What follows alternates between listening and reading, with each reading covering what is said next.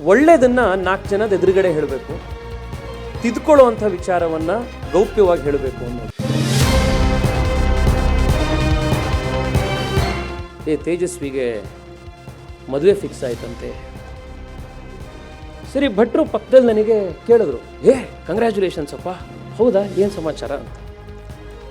ನಾನು ಹೌದು ಸರ್, ಏನೋ ಮಾತುಕತೆ ನಡೀತಾ ಇದೆ ಸರ್, ಕನ್ಫರ್ಮ್ ಆದಾಗ ಹೇಳ್ತೀನಿ ಸರ್ ಅಂತ ಅಂದೆ. ಫ್ರಂಟ್ ಪೇಜಲ್ಲಿ ಮದುವೆ ಆಗಿರೋ ಸುದ್ದಿನ ದೊಡ್ಡದಾಗಿ ಹಾಕ್ಬಿಟ್ಟಿದ್ದಾರೆ ಭಟ್ರು. ಅವರು ದೇಶವನ್ನು ಸುತ್ತಿದ್ದಾರೆ, ಕೋಶವನ್ನು ಓದಿದ್ದಾರೆ, ನಮ್ಮಂಥ ಸಾವಿರಾರು ಜನಕ್ಕೆ ಅವರು ಹೋಗಿರುವಂಥ ಅನುಭವಗಳನ್ನು ಬರೆದೂ ಇದ್ದಾರೆ. ನಾನು ಒಂದು ದಿವಸ ಅಧಿಕೃತವಾಗಿ ಭಾರತೀಯ ಜನತಾ ಪಾರ್ಟಿಯ ಸ್ಪೋಕ್ಸ್ ಪರ್ಸನ್ ಆಗಿ TV ಚಾನೆಲಲ್ಲಿ ಬರೋವರೆಗೂ ಕೂಡ ವಿಶ್ವೇಶ್ವರ ಭಟ್ರ ಬಹಳ ದೊಡ್ಡ ಒಂದು ಆಶೀರ್ವಾದ ಇದೆ. ನಮ್ಮ ದ್ರೋಣಾಚಾರ್ಯರಿಗೆ ಇಲ್ಲಿ ತನಕ ನಮ್ಮ ಬೆಟ್ ಕೇಳಿಲ್ಲ ಅವರು. ವಿಶ್ವವಾಣಿ ಪುಸ್ತಕ ಸಂಸ್ಥೆಯಿಂದ 8 ಪುಸ್ತಕಗಳ ಲೋಕಾರ್ಪಣೆ ಕಾರ್ಯಕ್ರಮವು ಬೆಂಗಳೂರಿನಲ್ಲಿ ಜುಲೈ 26, 2025 ಜರುಗಿತು. ಈ ಕಾರ್ಯಕ್ರಮದಲ್ಲಿ ಮುಖ್ಯ ಅತಿಥಿಯಾಗಿ ಭಾಗವಹಿಸಿದ್ದ ಲೋಕಸಭಾ ಸದಸ್ಯರಾದ ತೇಜಸ್ವಿ ಸೂರ್ಯಾರವರು ಮಾತನಾಡಿದರು. ನಾನು ಇಂಗ್ಲಿಷ್ ಮೀಡಿಯಂನಲ್ಲಿ ಓದಿದ್ದು. ನಮ್ಮ ತಂದೆ ಆದರೆ ಕನ್ನಡದಲ್ಲಿ PhD ಮಾಡಿರುವಂಥದ್ದು, ಕನ್ನಡ ಸಾಹಿತ್ಯದ ಬಗ್ಗೆ. ರಾಘವಾಂಕ ಒಂದು ಅಧ್ಯಯನ ಅಂತ ಅವರ ಕನ್ನಡ ಥೀಸೀಸು. ಇಲ್ಲಿ ಮನುಬಳಿಗಾರ್ ಸಾಹೇಬ್ರೆಲ್ಲ ಇದ್ದಾರೆ, ನಮ್ಮ ತಂದೆಗೆ ಆತ್ಮೀಯರು. ಒಂದು ದಿವಸ ನಮ್ಮ ತಂದೆಯವರು ನನಗೆ ಹೇಳಿದ್ರು, ಅಲ್ಲಪ್ಪ, ನನ್ನ ಮಗ ಆಗಿ ನೀನು ಒಂದೇ ಒಂದು ಕನ್ನಡ ಪುಸ್ತಕ ಓದಿಲ್ಲ ಅಂತಂದರೆ ಭಾಳ ಅನ್ಯಾಯ, ಇದು ಕನ್ನಡ ಪುಸ್ತಕ ಓದು ಅಂತ. ನನಗೆ ಅವರು ಫಸ್ಟು ಪುಸ್ತಕ ಕೊಟ್ಟಿದ್ದೇನೆ SL ಭೈರಪ್ಪನವ್ರದ್ದು ಪುಸ್ತಕ. ಇವತ್ತು ಅಲ್ಲಿಂದ ನನ್ನ ಕನ್ನಡ ಓದು ಪ್ರಾರಂಭ ಆಗಿದ್ದು. ಅದಾದ ಮೇಲೆ ನನಗೆ ಭೈರಪ್ಪನವರ ಎಲ್ಲ ಕಾದಂಬರಿಗಳನ್ನು, ಅವರ ಕೃತಿಗಳನ್ನು ಓದಲಿಕ್ಕಾಯಿತು.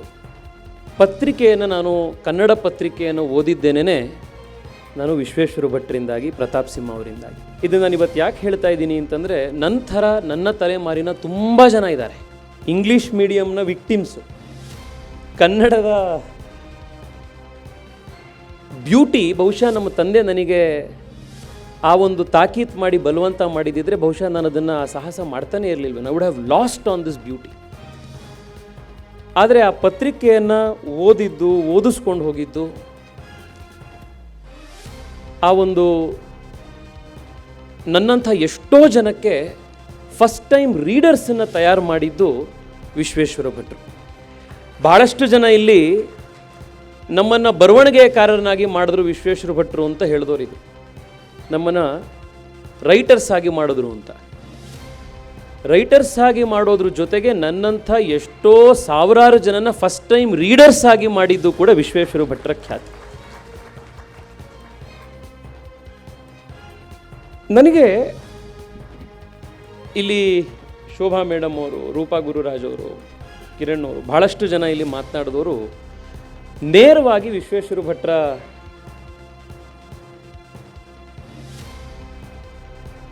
ಶಿಷ್ಯರಾಗಿ, ಅವರ ಗರಡಿಯಲ್ಲಿ ತಯಾರಾದಂಥವ್ರು ಭಾಳಷ್ಟು ಜನ. ಅವರೆಲ್ಲರೂ ಕೂಡ ಒಂದು ರೀತಿ ನೇರವಾದ ಶಿಷ್ಯ ವರ್ಗ ಅವರೆಲ್ಲರೂ. ಆದರೆ ನನ್ನ ಕೇಸ್ ಒಂಥರ ಡಿಫ್ರೆಂಟ್. ನನಗೂ ಅವ್ರಿಗೂ ಒಂದು ರೀತಿ ದ್ರೋಣಾಚಾರ್ಯರ ಸಂಬಂಧ. ನಾನು ಅವ್ರ ಜೊತೆಗೆ ಯಾವತ್ತೂ ಕೆಲಸ ಮಾಡಿಲ್ಲ, ಆದರೆ ಅವರನ್ನು ಯಾವಾಗಲೂ ಕೂಡ ಒಬ್ಬ ಗುರು ಅಥವಾ ಒಂದು ಮೆಂಟಾರ್ ಸ್ಥಾನದಲ್ಲಿ ನಾನು ಯಾವತ್ತೂ ಕೂಡ ಇಟ್ಟು ಬಹಳ ಗೌರವದಿಂದ ನೋಡಿರೋನು. ಅವರು ಕೂಡ, ಅವರಲ್ಲಿ ಒಂದು ಸಿದ್ದರಾಮಯ್ಯನವ್ರ ಬಗ್ಗೆ ಶೋಭಾ ಮೇಡಮ್ ಮಾತನಾಡ್ತಾ ಹೇಳಿದ್ರು, ಯಾರಲ್ಲಿ ಏನಾದರೂ ಒಂದು ಒಳ್ಳೆಯದಿದ್ದರೆ ಆ ಒಳ್ಳೆತನವನ್ನು ಗುರುತಿಸಿ ಅದನ್ನು ಪ್ರೋತ್ಸಾಹಿಸುವಂಥ ಒಂದು ರೇರ್ ಕ್ವಾಲಿಟಿ ವಿಶ್ವೇಶ್ವರ ಭಟ್ರಲ್ಲಿ, ರೇರ್ ಕ್ವಾಲಿಟಿ. ನಾನು first year second year law ಇದ್ದಿದ್ದು. ಆವಾಗ ನನಗಿನ್ನೂ ನೆನಪಿದೆ, ನಾನು ಜಸ್ಟು ಟಿ ವಿ ಚಾನಲ್ಗಳಲ್ಲಿ ಯಾವುದೋ ಒಂದೋ ಎರಡೋ ಟಿ ವಿ ಚಾನಲಲ್ಲಿ ಯಾರೋ ಒಂದು ಡಿಸ್ಕಷನ್ನಿಗೆ ಕರೆದಿದ್ರು. ಅವಾಗ ನಾನು ಬಿ ಜೆ ಪಿಲಿ ಇರಲಿಲ್ಲ, ಅವಾಗ ನಾನು ಇನ್ನೂ ವಿದ್ಯಾರ್ಥಿ ಪರಿಷತ್ನಲ್ಲೂ ಏನಿರಲಿಲ್ಲ. ಸೊ ನನಗೇನು ಟೈಟಲ್ ಏನಿರಲಿಲ್ಲ. ಆದರೆ ಒಂದು ಡಿಬೇಟ್ನಲ್ಲಿ ವಿಶ್ವೇಶ್ವರ ಭಟ್ರು, ನನಗೆ ಇನ್ನೂ ನೆನಪಿದೆ, ಸುವರ್ಣ ನ್ಯೂಸು ಚಾನಲ್ಲು, ಇನ್ಫೆಂಟ್ರಿ ರೋಡಲ್ಲಿ ಬಿಲ್ಡಿಂಗ್ ಇತ್ತು. ನನ್ನನ್ನು ಯಾವುದೋ ಒಂದು ಡಿಬೇಟಲ್ಲಿ ನಾನು ಬಂದಿದ್ದೆ. ನಾನು ಡಿಬೇಟ್ ಮುಗಿಸಿ ಹೊರಗಡೆ ಹೋಗಬೇಕಾದ್ರೆ ಭಟ್ರು ಬಂದು ಮಾತಾಡ್ಸು, ಭಾಳ ಚೆನ್ನಾಗಿ ಮಾತಾಡಿದ್ರಿ ನೀವು, ಹೆಚ್ಚು ಬರಬೇಕು ನೀವು ಟಿ ವಿಗೆ, ಡಿಬೇಟ್ಗಳಲ್ಲಿ ಬಂದು ಮಾತಾಡಿ ಅಂದರು. ನಾನು ಅವಾಗ ಭಾಳ ಫ್ರ್ಯಾಂಕಾಗಿ ಅವ್ರ ಹತ್ರ ಹೇಳಿದೆ, ಸರ್ ಆದರೆ ನಾನೇನು ಯಾವುದೇ ಆಫೀಸ್ ಬೇರೆರಲ್ಲ ಸರ್, ಯಾವುದೇ ಸಂಸ್ಥೆಯಲ್ಲಿಲ್ಲ, ತಲೆ ಕೆಡಿಸ್ಕೊಬಿಟ್ರೆ ನೀವು ಬರ್ರಿ ಇಂದು. ಆಮೇಲೆ ಯಾವುದೋ ಬೇರೆ ಚರ್ಚೆ ಬರ್ತಾಯಿತ್ತು. ಅವ್ರ ಆಫೀಸಿಂದ ಫೋನ್ ಮಾಡಿಸೋರು, ಜನರಲಾಗಿ ಯಾವುದೋ ಸಬ್ಜೆಕ್ಟು. ನಾನು ಟಿ ವಿಗೆ ಹೋಗಿ ನೋಡಿದ್ರೆ ಅಲ್ಲಿ ಕೆಳಗಡೆ ಟಿಕ್ಕರಲ್ಲಿ ಬರೀತಿತ್ತು ಸಾಮಾಜಿಕ ಚಿಂತಕ ಅಂತ ಒಂದು ಸತಿ, ಇನ್ನೊಂದರಲ್ಲಿ ಯಾವುದೋ ಯುವ ನಾಯಕ, ಇನ್ನೊಂದರಲ್ಲಿ ವಿದ್ಯಾರ್ಥಿ ನಾಯಕ. ಹೀಗೆ ರ್ಯಾಂಡಮ್ ಟೈಟಲ್ಗಳನ್ನು ಕೊಟ್ಟರು. ಆದರೆ ನನಗೊಂದು ಟಿ ವಿ ಸ್ಪೇಸ್ ಕಲ್ಪಿಸಿದ್ರು. ಇವ್ರು 4 ಸತಿ ಟಿ ವಿಲಿ ಕರೆಸಿದ್ರು ಅಂತ ಹೇಳಿ ಅದನ್ನು ನೋಡಿ ಇನ್ನೊಂದು 4 ಟಿ ವಿಯವ್ರು ಕರೆಸಿದ್ರು.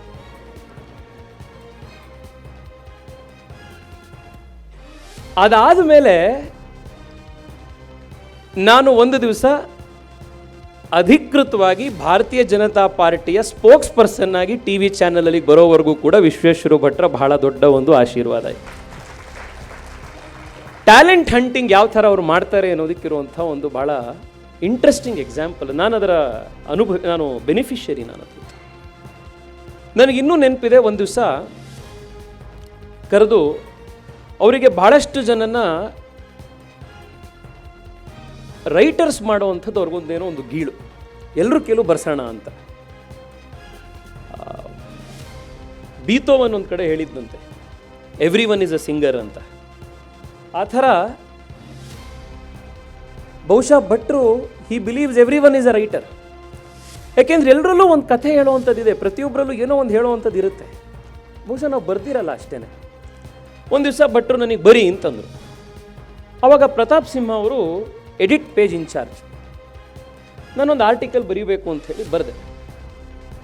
ಪ್ರತಾಪಣ್ಣಂಗೆ ಫೋನ್ ಮಾಡಿ ನಾನು ಆರ್ಟಿಕಲ್ ಕಳಿಸಿದೆ. ಭಟ್ರು ಹೇಳಿದರು, ಆರ್ಟಿಕಲ್ ಕಳಿಸಿದ್ದೀನಿ ಪ್ರತಾಪಣ್ಣ ಅಂತ. ಕನ್ನಡ ಪತ್ರಿಕೆ ಓದೋಕ್ಕೆ ಕಷ್ಟ ಇದ್ದವನಿಗೆ ಕನ್ನಡದಲ್ಲಿ ಬರೆಯೋದಂತೂ ಕಷ್ಟ ಆಯಿತು. ನಾನು ಇಂಗ್ಲೀಷಲ್ಲಿ ಬರೆದು ಕಳಿಸಿದ್ದೆ ಪತ್ರಿಕೆನ, ಆರ್ಟಿಕಲ್ನ. ಆ ಕಡೆಯಿಂದ ಪ್ರತಾಪಣ್ಣ ಫೋನ್ ಮಾಡಿದ್ರು. ಗೊತ್ತಲ್ಲ ಪ್ರತಾಪ್ ಸಿಂಹ ಅವರ ಮಾತಿನ ಧಾಟಿ.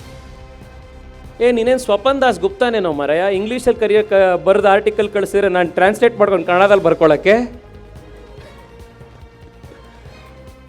ಆದರೆ ಕನ್ನಡದಲ್ಲಿ ಬರೆದು ಕಳಿಸು, ಕನ್ನಡ ಪೇಪರಿಗೆ ಬರೀತಾ ಇರೋದು ನೀನು ಅಂದರು. ಅದಾದ ಮೇಲೆ ಕೂತ್ಕೊಂಡು ಒಂದು ಡಿಕ್ಷನರಿ, ಇನ್ನೊಂದು ನಮ್ಮಪ್ಪನ ಕೂರಿಸ್ಕೊಂಡು ಅದೇ ಆರ್ಟಿಕಲನ್ನು ಇಂಗ್ಲೀಷಿಂದ ಕನ್ನಡಕ್ಕೆ ಬರೆದು ನಾನು ಮತ್ತೆ ಅದನ್ನು ಕನ್ನಡಪ್ರಭಕ್ಕೆ ಕಳಿಸಿದೆ. ನನ್ನ ಮೊದಲ ಅಂಕಣ ಪತ್ರಿಕೆ ಕನ್ನಡದಲ್ಲಿ ಪ್ರಿಂಟ್ ಆಗಿದ್ದು ಕೂಡ ವಿಶ್ವೇಶ್ವರ ಭಟ್ರು ಪ್ರತಾಪ್ ಸಿಂಹ ಅವರ ಕಾರಣದಿಂದ. ಈ ಥರದ್ದು ನಾನು ಎಷ್ಟೊಂದು ನೆನಪಿಸ್ಕೊಳ್ಬೋದು. ಬಟ್ ಇವತ್ತು ಅವರಲ್ಲಿರುವಂಥ ಒಂದೆರಡು ಗುಣನ ಮಾತ್ರ ನಾಪಿಸಿದೆ ಅಷ್ಟೇ, ಯಾವ ರೀತಿ he is a talent hunter ಅಂತ. ಆ ಸಂದರ್ಭದಲ್ಲೇ ಒಂದು ದಿವಸ ನಾನು ಅವ್ರ ಚೇಂಬರ್ಗೆ ಹೋಗಿದ್ದೆ. ನಾನು ಬಹುಶಃ first year or second year ಲಾಲ್ ಇದ್ದವನು. ಬಟ್ ಆ ಪಿಕ್ಚರ್ ನನ್ನ ಮನಸ್ಸಲ್ಲಿ ಎಷ್ಟು ಇಂಡೆಲಿಬಲ್ ಇಂಪ್ರೆಷನ್ ಉಂಟು ಮಾಡಿದೆ. ಭಟ್ರು ಬರೀತಾ ಕೂತಿದ್ರು. ನೀಟಾಗಿದ್ದಂಥ ಚೇಂಬರು, ಟೇಬಲ್ ಬಹಳ ನೀಟಿತ್ತು. ಆಮೇಲೆ ಅವ್ರು ಯಾವಾಗಲೂ ಕೂಡ ವೆಲ್ ಡ್ರೆಸ್ಡು. ನೀವು ಒಂದೇ ಒಂದು ದಿನ ಕೂಡ ವಿಶ್ವೇಶ್ವರ ಭಟ್ರು ಸರಿಗೆ ಬಟ್ಟೆ ಹಾಕಿಲ್ಲ ಅಂತಿಲ್ಲ. ಯಾವತ್ತೂ ಕೂಡ ಟಾಪ್ ನಾಚಾಗೆ ಬಟ್ಟೆ ಹಾಕಿರ್ತಾರೆ. ಯಾರೋ ಅವ್ರಿಗೆ ಕೇಳಿದ್ರಲ್ಲ ಹೇರ್ ಕೇರ್ ಏನು ಅಂತ, ಅವ್ರ ಹೇರ್ ಕೇರ್ ಜೊತೆಗೆ ಸ್ಕಿನ್ ಕೇರು ಏನು ಮಾಡ್ತೀರಿ ಭಟ್ರೆ ಅಂತ ಕೇಳಬೇಕು. ಆ ಥರ ಅವ್ರು ಯಾವಾಗಲೂ ಮುಖ ಹೊಳಿತಾ ಇರುತ್ತೆ. ಅವ್ರನ್ನ ಹೋಗಿ ಭೇಟಿ ಮಾಡಿದೆ. ಬರೀತಾ ಕೂತಿದ್ರು. ಸರ್ ನೀವು ಕಂಪ್ಯೂಟರು ಟಿ ವಿ ಅದು ಟೈಪ್ ರೈಟ್ರಲ್ಲಿ ಯಾವುದು ಉಪಯೋಗಿಸಲ್ವ ಸರ್, ಟೈಪ್ ಮಾಡಲ್ವ ಆರ್ಟಿಕಲ್ನು ಅಂತಂದು. ಇಲ್ಲ ನಾನು ಬರೆಯೋದಷ್ಟನ್ನು ಕೂಡ, ಬರೆದಿರೋ ಪ್ರತಿ ಪದನೂ ಕೂಡ ಅಕ್ಷರನೂ ಕೂಡ ನಾನು ಬರದೇ ಇರೋದು ಇವತ್ತಿನವರೆಗೆ ಅಂತಂದರು. ಅವರು ಇಷ್ಟು ಸಾವಿರಾರು ಪುಟಗಳನ್ನು ಬರೆದಿದ್ದಾರೆ, 100ಕ್ಕೂ ಹೆಚ್ಚು ಪುಸ್ತಕ ಬರೆದಿದ್ದಾರೆ. ಆ ಸಾಹಿತ್ಯ ಕೃಷಿ ಒಳಗಿಂದ ಬರಬೇಕು ಅಂತಂದರೆ ಆ ಕಾನ್ಸ್ಟೆಂಟ್ ಇನ್ಸ್ಪಿರೇಷನ್ ಯಾವ ಥರ ಇರ್ಬೋದು ಅಂತ ನೀವು ಇಮ್ಯಾಜಿನ್ ಮಾಡಿ. ಅವ್ರು ಎಷ್ಟು ಚಂದ ಬಟ್ಟೆ ಹಾಕ್ತಾರೋ, ಎಷ್ಟು ಚಂದ ಕಾಣಿಸ್ತಾರೋ, ಅವರ ಬರಹ ಕೂಡ ಅಷ್ಟೇ ಚೆನ್ನಾಗಿದೆ. ಅವರ ಹ್ಯಾಂಡ್ ರೈಟಿಂಗ್ ನೋಡಿದವರು ಬಹುಶಃ ಅದನ್ನು ಗುರುತಿಸ್ತಾರೆ. These are all multi dimension personality. ಅವರು ದೇಶವನ್ನು ಸುತ್ತಿದ್ದಾರೆ, ಕೋಶವನ್ನು ಓದಿದ್ದಾರೆ, ನಮ್ಮಂಥ ಸಾವಿರಾರು ಜನಕ್ಕೆ ಅವರು ಹೋಗಿರುವಂಥ ಅನುಭವಗಳನ್ನು ಬರೆದೂ ಇದ್ದಾರೆ. ಆ್ಯಂಡ್ ಅವರಲ್ಲಿ ನನಗೆ ಇನ್ನೂ ಅಂಥ ಕಾಣೋದು ಅಂತಂದರೆ ಒಂದು ಜೀವನೋತ್ಸಾಹ. ಎಷ್ಟೋ ಸತಿ ನಾವು ಈಗ ನಾನು ಯೂಟ್ಯೂಬಲ್ಲೆಲ್ಲ ನೋಡ್ತಾ ಇರ್ತೀನಿ, ಇತ್ತೀಚೆಗೆ ಒಂದು ಭಾಳ ಒಂದೊಂದು ಟ್ರೆಂಡ್ ಅದು, how to retire at 35, how to retire at 40 ಅಂತ ವಿಡಿಯೋಗಳು. ಇನ್ನೂ ಸರಿಯಾಗಿ ಜೀವನನೇ ಪ್ರಾರಂಭ ಆಗಿರಲ್ಲ, 35 ವರ್ಷಕ್ಕೆ 40 ವರ್ಷಕ್ಕೆ ರಿಟೈರ್ಮೆಂಟ್ ಪ್ಲಾನ್ಗಳು. ನನಗಲ್ಲ ಸರ್, ನಾವು ವಿಶ್ವೇಶ್ವರ ಭಟ್ರು ಗರಡಿಲಿರೋರು. ವಿಶ್ವೇಶ್ವರ ಭಟ್ರು 60 ಆಯಿತು, ಪ್ರವಾಸಿ ಪ್ರಪಂಚ ಅಂತ ಹೊಸ ವೆಂಚರ್ ಶುರು. ಇದು ಜೀವನೋತ್ಸಾಹ. ಸರ್, ಆಸ್ ಎ ಎಡಿಟರ್ ನೀವೇನು ಮಾಡಿದ್ರಿ ಅಂತ ಹೇಳಿದ್ರು. ಆದರೆ ಜೀವನ ಹೇಗೆ ನಡೆಸಬೇಕು ಅನ್ನೋದಕ್ಕೂ ಕೂಡ ಇವರ ಎಕ್ಸಾಂಪಲ್. ಅವ್ರಿಗೆ ಹಾರ್ಟ್ ಅಟ್ಯಾಕ್ ಆಯಿತು, ಅವರಿಗೆ ಸ್ಟೆಂಟ್ ಹಾಕಬೇಕಾಯಿತು. ಅವರು ಸಾಗರ್, ಇದು ನಮ್ಮ ಅಪೋಲೋ ಆಸ್ಪತ್ರೆಯಲ್ಲಿ ಇತ್ತು. ವಿಷಯ ಗೊತ್ತಾಗಿದ್ದ ತಕ್ಷಣ ಓಡೋದೆ ನಾನು ಅವ್ರ ಹತ್ರ, ನೋಡ್ಬರೋಣ ಅಂತ. ಆಸ್ಪತ್ರೆ ಒಳಗೆ ಅವರ ವಾರ್ಡ್ ಒಳಗೆ ಹೋದರೆ ಇವರೇನಾ ಪೇಷಂಟು ಅಂತ. ಅಷ್ಟು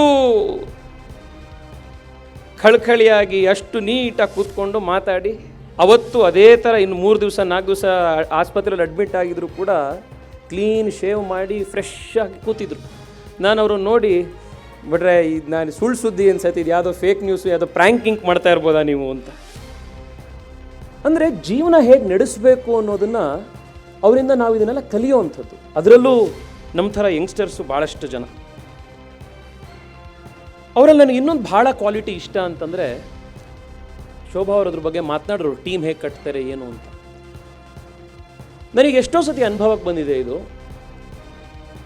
ಕೆಲವು ಸತಿ ನಾನು ಫೇಸ್ಬುಕ್ಕೋ ಟ್ವಿಟ್ಟರೋ ತೆಗೆದಾಗ ನನ್ನ ಟ್ಯಾಗ್ ಆಗಿರುತ್ತೆ, ವಿಶ್ವೇಶ್ವರ ಭಟ್ರು ಟ್ವೀಟ್ ಮಾಡಿದಾಗ. ಇನ್ವೇರಿಯಬಲಿ ಆ ಎಲ್ಲ ಟ್ವೀಟು ಕೂಡ ಬೆನ್ ತಟ್ಟಿ ಹೋಗ್ಲಿರುವಂಥ ಟ್ವೀಟ್ ಇರುತ್ತೆ. ಆದರೆ ಏನಾದರೂ ಒಂದು ತಿದ್ಕೊಳ್ಬೇಕು ಅಂತಿದ್ದಾಗ ವಿಶ್ವೇಶ್ವರ ಭಟ್ರು ಫೋನ್ ಮಾಡಿ ಹೇಳ್ತಾರೆ. ಇದೊಂದು ದೊಡ್ಡ ಜನರ ಗುಣ. ಅದು ಒಳ್ಳೆಯದನ್ನು 4 ಜನದ ಎದುರುಗಡೆ ಹೇಳಬೇಕು, ತಿದ್ಕೊಳ್ಳುವಂಥ ವಿಚಾರವನ್ನು ಗೌಪ್ಯವಾಗಿ ಹೇಳಬೇಕು ಅನ್ನೋದು. Small things, but it shows why he is an extraordinary man ಅಂತ. ಇನ್ನೊಂದು, ಎಲ್ಲರೂ ಭಾಳ ಜನ, ನಾನು ಅಜಿತ್ ಹನುಮಕ್ಕನವ್ರ ಜೊತೆ ಒಂದು ದಿವಸ ಮಾತನಾಡ್ತಾ ಅವರು ಹೇಳಿದ್ರು, ಈಗ TRP ಉದಾಹರಣೆ ನೀವು ಹೇಳಿದ್ರಿ. ಒಬ್ಬ ನಾಯಕನಿಗೆ ಬೇಕಾಗುವಂಥ ಗುಣ ಏನು ಗೊತ್ತಾ? ಒಂದು ಟೀಮ್ ಕಟ್ಟೋನಿಗೆ, ಒಬ್ಬ ಇನ್ಸ್ಟಿಟ್ಯೂಷನ್ ಬಿಲ್ಡ್ ಮಾಡೋನಿಗೆ ಕ್ರೈಸಿಸ್ ಬಂದಾಗ ಅವನು ತಲೆ ಕೊಡಬೇಕು, ಕ್ರೆಡಿಟ್ ಇದ್ದಾಗ ಅವನು ಹಿಂದಿರುವಂಥವ್ರನ್ನ ಮುಂದೆ ಬಿಡಬೇಕು. ವಿಶ್ವೇಶ್ವರ ಭಟ್ರ ಗುಣ ಅದು. ಇನ್ನೊಂದು ನನಗನ್ಸಿರೋದು ಅಂದರೆ, ವಿಶ್ವೇಶ್ವರ ಭಟ್ರು 24/7 ಜರ್ನಲಿಸ್ಟೇ, 24 ಗಂಟೆ ಅವ್ರ ಸಂಪಾದಕರೇ. ಅದಕ್ಕೊಂದು ಉದಾಹರಣೆ ಕೊಡ್ತೀನಿ. ಒಂದು 3-4 ತಿಂಗಳ ಹಿಂದೆ ನಾನು ಹವ್ಯಕ ಮಹಾಸಭಾದ ಒಂದು ಕಾರ್ಯಕ್ರಮದಲ್ಲಿ ನನ್ನ ಕರೆದಿದ್ರು. ವಿಶ್ವೇಶ್ವರ ಭಟ್ರ ಜೊತೆಗೆ ನಾನು ವೇದಿಕೆ ಹಂಚ್ಕೊಂಡಿದ್ದೆ. ಕಾರ್ಯಕ್ರಮ ಮುಗೀತು, ಕೆಳಗಡೆ ಬಂದು ಕೂತ್ವಿ. ಪಕ್ಕದಲ್ಲಿ ನಮ್ಮ ಸ್ನೇಹಿತರು, ಮ್ಯೂಚುವಲ್ ಫ್ರೆಂಡ್ ಅರುಣ್ ಶ್ಯಾಮ್ ಅವರು ವಿಶ್ವೇಶ್ವರ ಭಟ್ರ ಕಿವಿಗೆ ಹಾಕಿದ್ರು, ತೇಜಸ್ವಿಗೆ ಮದುವೆ ಫಿಕ್ಸ್ ಆಯ್ತಂತೆ. ಸರಿ, ಭಟ್ರು ಪಕ್ಕದಲ್ಲಿ ನನಗೆ ಕೇಳಿದ್ರು, ಕಂಗ್ರ್ಯಾಚುಲೇಷನ್ಸ್ ಅಪ್ಪ, ಹೌದಾ, ಏನು ಸಮಾಚಾರ ಅಂತ. ನಾನು ಹೌದು ಸರ್, ಏನೋ ಮಾತುಕತೆ ನಡೀತಾ ಇದೆ ಸರ್, ಕನ್ಫರ್ಮ್ ಆದಾಗ ಹೇಳ್ತೀನಿ ಸರ್ ಅಂತ ಅಂದೆ. ಸರಿ, ನಾನು ಮನೆಗೆ ಬಂದೆ. ಮಾರನೇ ದಿವಸ ಬೆಳಗ್ಗೆ ಎದ್ದೇಳ್ತೀನಿ, ಎಲ್ಲ ನ್ಯೂಸ್ ಪೇಪರಿಂದ, ಟಿವಿಯಿಂದ ನನಗೆ ಮಿಸ್ಡ್ ಕಾಲು, ಫೋನು. ನಾನು ಏನಾಗಿದೆಯಪ್ಪ, ಇದು ರಾಜಕೀಯದಲ್ಲಿ ಯಾವ್ದು ಏನಾಗಿರುತ್ತೋ ಗೊತ್ತಿಲ್ಲ, ಯಾವುದು ಫಸ್ಟು ಯಾಕೇನು ಅಂತ ವಿಷಯ ತೆಗೆದು ನೋಡಿದ್ರೆ, ವಾಟ್ಸಪ್ ಓಪನ್ ಮಾಡಿದ್ರೆ ಫ್ರಂಟ್ ಪೇಜಲ್ಲಿ ಮದುವೆ ಆಗಿರೋ ಸುದ್ದಿನ ದೊಡ್ಡದಾಗಿ ಹಾಕ್ಬಿಟ್ಟಿದ್ದಾರೆ ಭಟ್ರು. ನಾನು ತಲೆ ಕೆಡಿಸ್ಕೊಂಬಿಟ್ಟೆ. ಫೋನ್ ಮಾಡಿದೆ ವಿಶ್ವೇಶ್ವರ ಭಟ್ರಿಗೆ, ಅಲ್ಲ ಸರ್ ಏನೋ ಪ್ರೈವೇಟಾಗಿ ನಿಮ್ಮ ಹತ್ರ ಪರ್ಸ್ನಲ್ ಆಗಿ ಏನೋ ಮಾತಾಡಿದ್ದನ್ನು ನೀವು ಫ್ರಂಟ್ ಪೇಜ್ ಹೆಡ್ಲೈನ್ಸ್ ಮಾಡಿಬಿಟ್ರೆ ಹೆಂಗೆ ಸರ್ ಇದು ಅಂತ. ಅವರೇ ಇಲ್ಲ ರೀ, ಭಾಳ ನ್ಯೂಸ್ ವ್ಯಾಲ್ಯೂ ಇದೆ ಅದರಲ್ಲಿ ಅಂದರು. ನಾನು ಆಮೇಲೆ ಅವ್ರಿಗೆ ಸ್ವಲ್ಪ ಬೇಜಾರಲ್ಲೇ ಹೇಳಿದೆ, ಆದರೂ ಸರ್ ಇದು ಇನ್ನೂ ಕನ್ಫರ್ಮ್ ಆಗಿ ಎಲ್ಲ ಆಗಿ ವೈಯಕ್ತಿಕ ವಿಷಯ ಹೀಗೆ ಹಾಕ್ಬಿಟ್ರಲ್ಲ ನೀವು ಅಂತ ಔಪಚಾರಿಕವಾದಂಥ ವಿಷಾದವನ್ನು ವ್ಯಕ್ತಪಡಿಸಿದ್ರು.